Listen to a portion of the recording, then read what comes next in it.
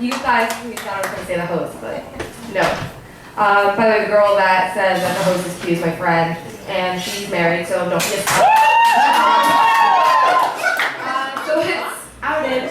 It's awesome to be here at Gotham, though. I actually just got back from a trip to Israel. I got to do a couple of That's good. Any future shows. I got to perform there. It was really cool. Going to Israel is fun for me because my mom is Israeli, so it's kind of like a second home for me. But there's some challenges. Like, my Hebrew isn't perfect, right? So when I go to other countries, I try to assimilate, you know. And I got away with only speaking Hebrew this trip, which was really cool. Yeah. It was like very slowly and like with a lot of grammatical errors. But it was cool because like no one picked up on the fact that I was American. They all just assumed I was retarded. I don't know which is worse, but another thing, like whenever I go to Israel, it just shifts my perspective. You know, like it's a very tenuous country. Lots of young kids are putting their life at risk every day. Makes me really grateful for, you know, being in this country. And, but I don't know, like every country has its struggles, right? We all face our challenges. But let's be honest, like America, pretty much has me, right? Like, we're sitting pretty.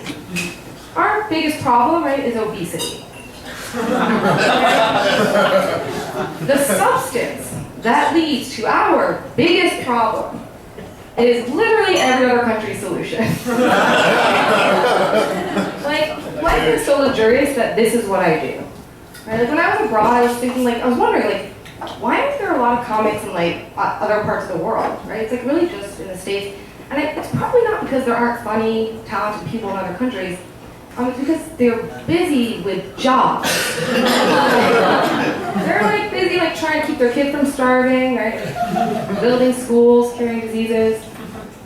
My life is so easy that my biggest concern in my entire life right now is that you guys go home later and are like, she was pretty funny. That's pretty much it. Now I'm a little worried. Another thing that I always like remember when I go back to Israel is like the big cultural differences. Like Israelis are very, very forward. They're also meant forward. They don't respect boundaries.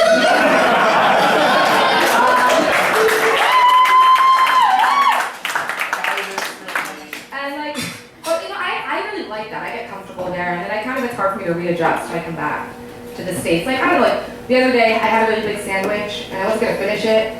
So like, I just went up with this like woman on a bench, and I was like, wanna go have these? And like, she thought that was weird, right? Or like, I was talking to like the pharmacist in Green Reed yesterday, and like a minute into the conversation, like he seemed halfway nice. So I was like, what are you doing to sit? Do you want to come meet my family and have Rosh Hashanah dinner with us? I'm like, that's so weird. Like that stuff flies in Israel. Like that's completely normal. Or like, another thing you can't pull off. Like last night I climbed up someone's fire escape and into their apartment when they were sleeping, and they woke up to me videotaping them, and they got like all weird about it. It's like, weird! Stop tight, and we're here.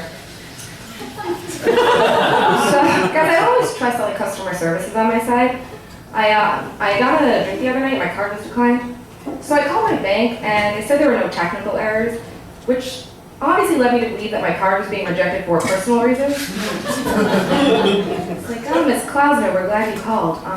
There's nothing wrong with your account. Your card's working just fine. We just know how you get when you drink.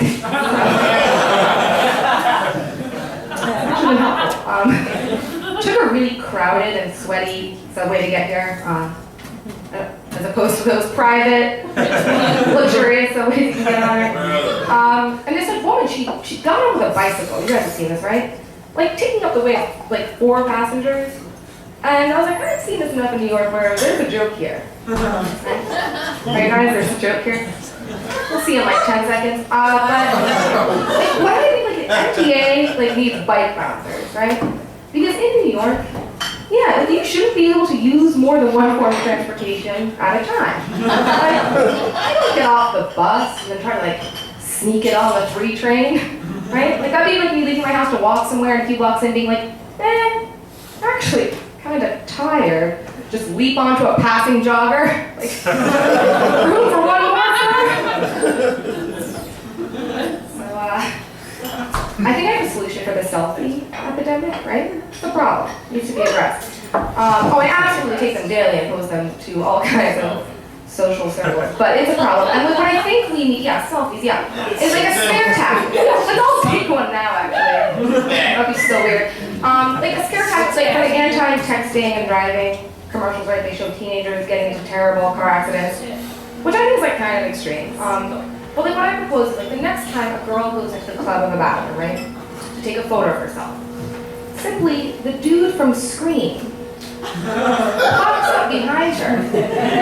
So it's as if she's looking to like an evil haunted mirror, right? But the thing is, he's actually there.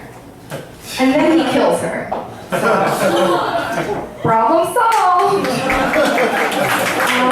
I've done my part. My boyfriend and I like to roleplay, you know? But no, it's nothing like kinky or saucy, it's more so like cutesy stuff. I'll give you guys a few examples. Like, he'll pretend to be a tree, and I'll pretend to be a monkey, right? And like, I'll climb him. That's it, that's the scenario. Take it home, it's Friday night, enjoy yourselves. Or like another one, like, we'll pretend to, don't know what you said, sir, it's not relevant to my set though, and then, like, we'll pretend to be a little penguin, and I'll step on his feet and like waddle around the apartment together. Whole other one, yeah, it's good. Or this was fun, like one time I pretended to take my birth control. But it was really just orange Skittle. And it was fun, because like he played along, he pretended to get mad, like threw stuff, and then pretend broke up with me. But then he really did take all the stuff and like flew out, for real. And that was like 6 months ago. So if anybody sees him, you can just let him know that I'm ready to stop playing. You're gonna use the safety word, which is loneliness. These are jokes. That one wasn't a joke, but no, the truth is I'm reflecting about my last relationship a lot lately, like what went wrong and how I can improve myself, you know, be better for the next one, God willing. Not kidding about the lonely thing. And I realized, like, at this point in my life, like, money really, like, isn't that important to me, you know what I mean? Like, looks and fame are. Getting my priorities together. I heard someone mention Twitter, and by that I mean it was clearly the comment that went before me. But you guys are the hip crowd, tweet probably. I don't really know how to tweet, and like lately everyone's telling me it's crucial that I tweet for my career, which I don't know if it's clear is this. So I went to create an account, and I guess my point is, I guess it's the reason I'm not doing this set on Letterman, because I'm not tweeting enough, right? And I went to create an account, and I discovered I already have one from a writing job from 3 years ago. So I already had like 38 followers, and I was kind of jazzed about that. Buckled down, started tweeting pretty vigorously, you know. About like 4 days into this experiment, I logged on to discover that I had lost 20 followers. People were more interested in my Twitter page when literally nothing was happening. That's kind of like not going to work for 3 years, right? Like steadily receiving a paycheck in the mail every month, and then one day you're like, yeah, this doesn't feel right. I want to make an effort and contribute and earn that check.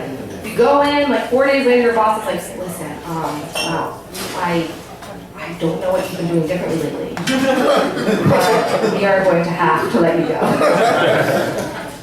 I'm gonna skip out of here in just a second, but I'm the kind of person that gets into really weird situations in doctor's offices. I was actually at the doctor today. I actually just found out I have bronchitis.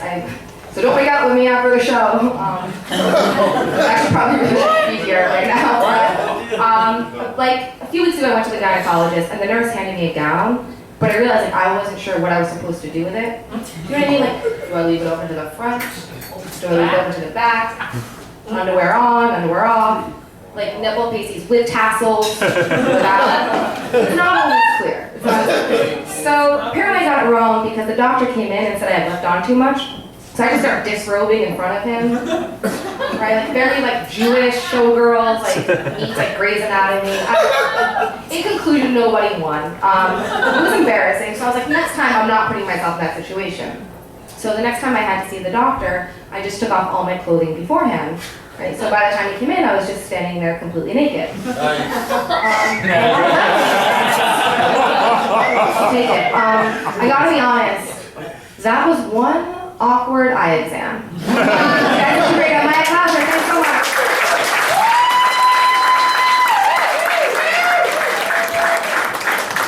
Maya Klausner, ladies and gentlemen. Maya Klausner.